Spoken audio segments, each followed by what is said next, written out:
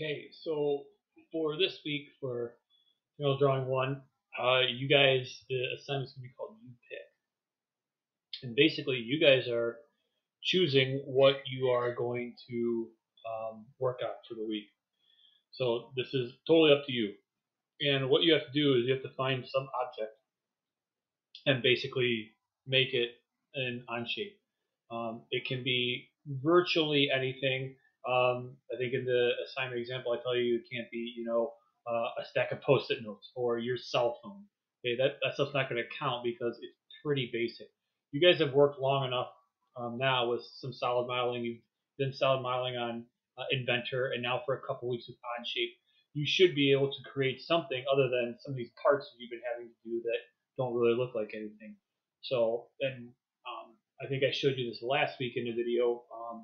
I did this with my advanced CAD kids too last week before they get into their final projects, and I chose an Amazon remote, and so you can see it had up to 7 extrusions here on the side, and some of the things that I don't like about it is that it's not really true to the remote. Whereas if you look at the remote, you look in here, the buttons are kind of sticking up flat like this, whereas on the remote they're kind of they follow the contour of this curve up on top.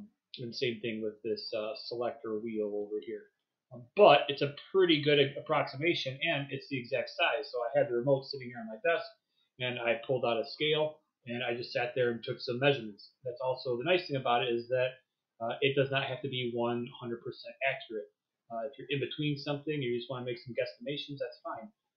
Examples of when I did it, I didn't take angles on here. I just measured over how far it would be from this point to over here, and then I made a triangle to cut that out of there. I did approximations too on the radius here on the side of what that was. I think I did it at about a 16th of an inch, and it looked right to me, so I just left it. I didn't go and try and measure it. I just kind of eyeballed it. But you'll need to get some rough estimate dimensions of whatever it is you make. Some examples I put in there, things like calculators, different types of USB flash drives that are different. Sometimes people do.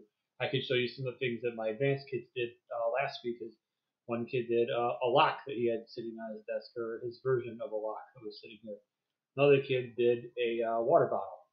Okay, so these are a little bit more on the advanced end. Okay, especially this bottle here, but I would have no doubt some of you guys could do something like this, or even this remote is pretty much in your guys' wheelhouse. All it was a bunch of sketches and extrusions with some fillets on there. So I'm looking for something.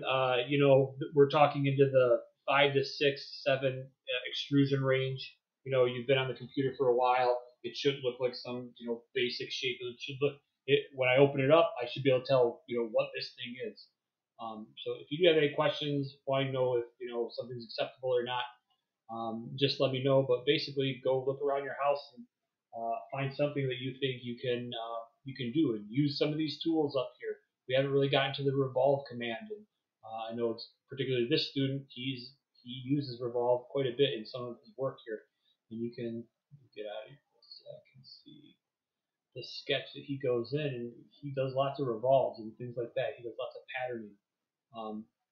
So like we talked about before, there's different ways to accomplish things. So there's his second revolve. Let's see this.